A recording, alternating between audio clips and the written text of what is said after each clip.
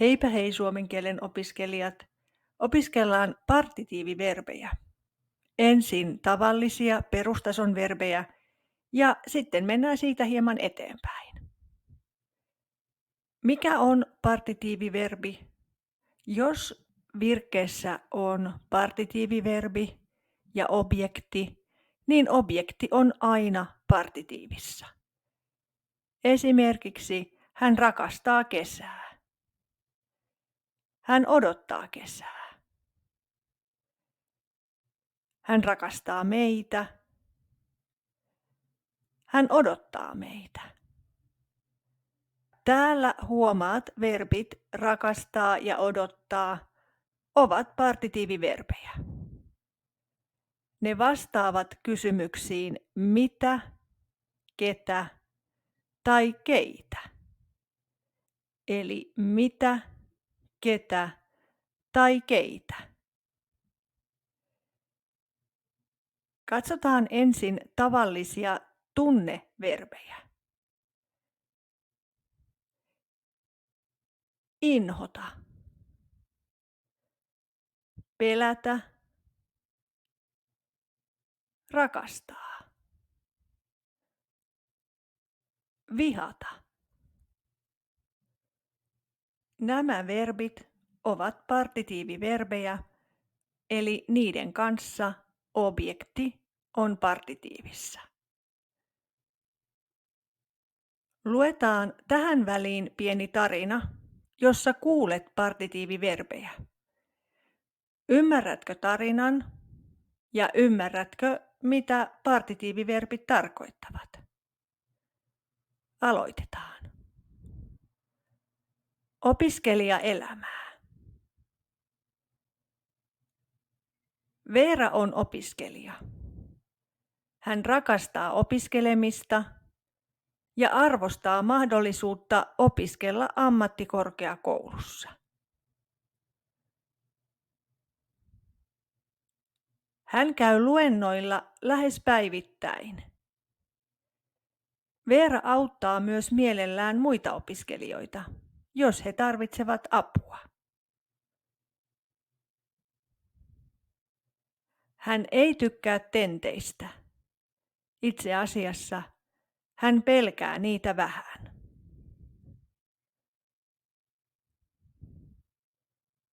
Joskus hän kaipaa kotiaan ja ikävöi vanhoja ystäviään.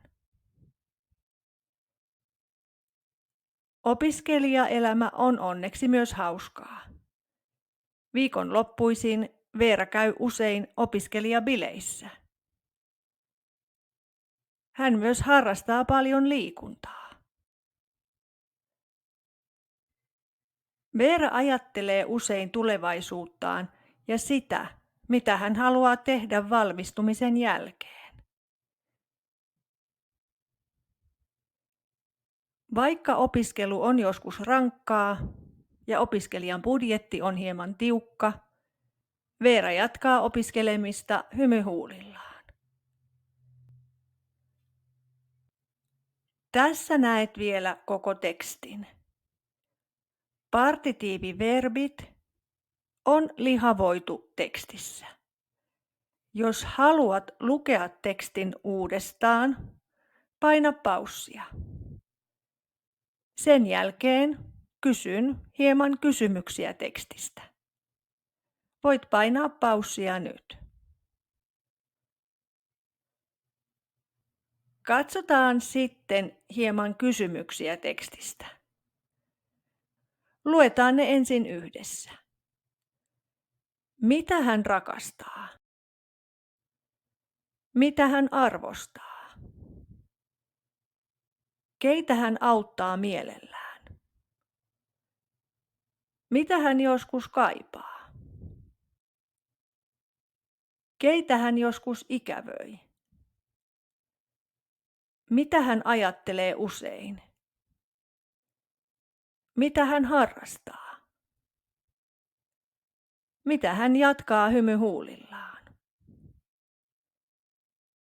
Jos haluat lukea kysymykset vielä uudestaan, niin paina paussia. Muussa tapauksessa jatketaan eteenpäin. Mitä hän rakastaa? Hän rakastaa opiskelemista. Hän rakastaa opiskelemista. Mitä hän arvostaa? Hän arvostaa mahdollisuutta opiskella ammattikorkeakoulussa. Hän arvostaa mahdollisuutta opiskella ammattikorkeakoulussa. Keitä hän auttaa mielellään? Hän auttaa mielellään muita opiskelijoita. Hän auttaa mielellään muita opiskelijoita. Mitä hän joskus kaipaa? Joskus hän kaipaa kotiaan. Joskus hän kaipaa kotiaan. Ja tässä huomaa, että kysymyssana on mitä. Mitä hän joskus kaipaa. Ja silloin objekti on partitiivissä. Joskus hän kaipaa kotiaan. Jos me kysymme, mihin hän joskus kaipaa, niin silloin kaipaa-verbin kanssa ei tule partitiivia, vaan silloin me voimme vastata esimerkiksi näin. Joskus hän kaipaa kotiin. Hän kaipaa myös lomalle. Eli kannattaa myös muistaa, että verbillä saattaa olla useita rektioita, kuten esimerkiksi kaivata verbillä on. Jatketaan kysymysten kanssa. Keitä hän joskus ikävöi? Joskus hän ikävöi vanhoja ystäviään. Joskus hän ikävöi vanhoja ystäviään. Mitä hän ajattelee usein? Hän ajattelee usein tulevaisuuttaan. Hän ajattelee usein tulevaisuuttaan. Mitä hän harrastaa? Hän harrastaa liikuntaa. Hän harrastaa liikuntaa. Mitä hän jatkaa? Hän jatkaa opiskelemista. Hän jatkaa opiskelemista. Kerrataan vielä tähän astiset partitiiviverbit. Nämä siis vastaavat kysymyksiin mitä, ketä tai keitä. Luetaan ne yhdessä. Ajatella, arvostaa, auttaa. Harrastaa, ikävöidä, inhota, jatkaa. Kaivata, pelätä, rakastaa, vihata. Hyvä. Seuraavaksi tulee tämän videon jatko-osa. Eli siirrymme kielitaitotasossa hieman ylöspäin. Kertaamme ensin lisää partitiiviverbejä ja sitten opiskelemme tunnekausatiiviverbejä. Jos haluat oppia lisää, jatka katsomista. Ja tässä lisää partitiiviverbejä. Suluissa näet lihavoituna verbin perusmuodon. Nämä verbit vastaavat kysymyksiin mitä, ketä tai keitä. Luetaan esimerkit yhdessä. Melu häiritsee häntä. Melu häiritsee häntä. Mitä hän häpeää? Mitä hän häpeää? Ketä hän ihailee? Ketä hän ihailee? Hän juhli vappua ystäviensä kanssa. Hän juhli vappua ystäviensä kanssa. Hän kiitti vanhempiaan tuesta. Hän kiitti vanhempiaan tuesta. Hän seurasi ohjeita huolellisesti. Hän seurasi ohjeita huolellisesti. Hän suri isoisänsä kuolemaa. Hän suri isoisänsä kuolemaa. Jatketaan sitten eteenpäin. Tunne kausatiiviverbit. Näillä verbeillä on monta eri nimeä. Jos opiskelet suomen kielioppia tai suomen kielen rakenteita, niin voit nähdä tällaiset nimet. Tunnekausatiiviverbit, tunneverbit, kokijaverbit, yksipersonaiset verbit. Millaisia nämä verbit ovat? Nämä verbit kuvaavat tunnetta. Ne voivat ilmaista fyysistä tai henkistä olotilaa. Tunteen kokija on kieliopillisesti verbin objekti. Tämä on nimenomaan näiden verbien erityispiirre. Eli tunteen tai tuntemuksen kokija on kieliopillisesti verbin objekti. Katsotaan esimerkkejä. Minua janottaa. Meitä ei väsytä. Veeraa nauratti hauska elokuva. Täällä huomaat verbit janottaa, ei väsytä, nauratti. Niiden objekti on partitiivi. Minua, meitä, Veeraa. Opiskellaan lisää. Minua janottaa. Tämä tarkoittaa samaa kuin minulla on jano. Minua janottaa. Ja täällä huomaat, että objekti on partitiivissä. Minua janottaa, sinua janottaa, häntä janottaa. Meitä janottaa, teitä janottaa, heitä janottaa. Puhekielessä voit tietysti käyttää puhekielen partitiivimuotoa mua janottaa, sua janottaa ja niin edelleen. Katsotaan sitten negatiivinen lause. Minua ei janota, sinua ei janota.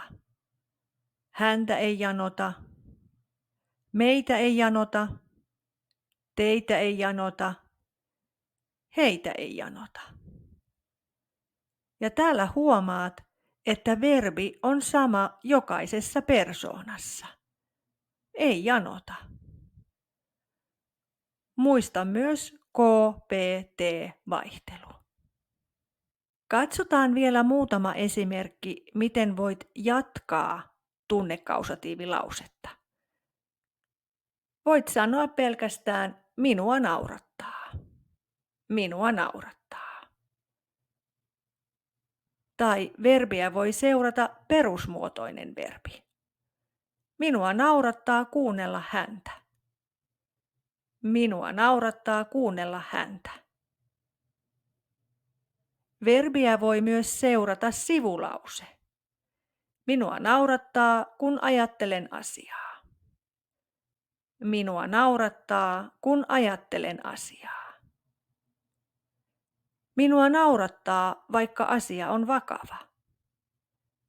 Minua naurattaa, vaikka asia on vakava. Verbi voi olla myös monikossa, jos subjekti on monikossa. Minua naurattavat nämä hauskat elokuvat. Minua naurattavat nämä hauskat elokuvat. Katsotaan tämä esimerkki vielä tarkemmin. Minua naurattavat nämä hauskat elokuvat. Minua on naurattaa verbin objekti ja se tulee partitiiviin. Tämän saman asian voisi tietysti sanoa myös näin. Nämä hauskat elokuvat naurattavat minua. Tässäkin tapauksessa objekti on partitiivissä. Ja vielä, jos haluat opiskella lisää, niin katsotaan lisää esimerkkejä. Tässä näet listan verbeistä, jotka kuvaavat fyysisiä tuntemuksia. Luetaan ne yhdessä. Häntä aivastuttaa. Häntä aivastuttaa. Häntä heikottaa. Häntä heikottaa. Häntä hengästyttää. Häntä hengästyttää. Häntä huimaa. Häntä huimaa. Häntä janottaa. Häntä janottaa. Häntä nukuttaa. Häntä nukuttaa. Häntä oksettaa. Häntä oksettaa. Häntä paleltaa. Häntä paleltaa. Häntä piristää. Häntä piristää. Häntä pyörryttää. Häntä pyörryttää. Häntä väsyttää. Häntä väsyttää. Häntä yskittää. Häntä yskittää. Ja sitten katsotaan vielä tunneverbejä. Häntä harmittaa. Häntä harmittaa. Häntä huolestuttaa. Häntä huolestuttaa. Häntä hämmästyttää. Häntä hämmästyttää. Häntä ihmetyttää. Häntä ihmetyttää. Häntä inhottaa. Häntä inhottaa. Häntä itkettää. Häntä itkettää. Häntä kiinnostaa. Häntä kiinnostaa. Häntä kiukuttaa. Häntä kiukuttaa. Häntä miellyttää. Häntä miellyttää. Häntä surettaa. Häntä surettaa. Häntä suututtaa. Häntä suututtaa. Häntä ärsyttää. Häntä ärsyttää. Ymmärrätkö kaikki verbit? Jos haluat, voit kysyä kommenteissa. Tässä sinulle partitiivikysymyksiä. Voit vastata videon kommenteissa. Mitä sinä harrastat? Mitä sinä harrastat? Mitä sinä arvostat? Mitä sinä arvostat? Mikä sinua kiinnostaa? Mikä sinua kiinnostaa? Seuraavassa suomen kielen rakennevideossa opiskelemme partitiivin käyttöä ja muodostamista yksikössä ja monikossa. Nähdään siellä. Kiitos, että katsoit.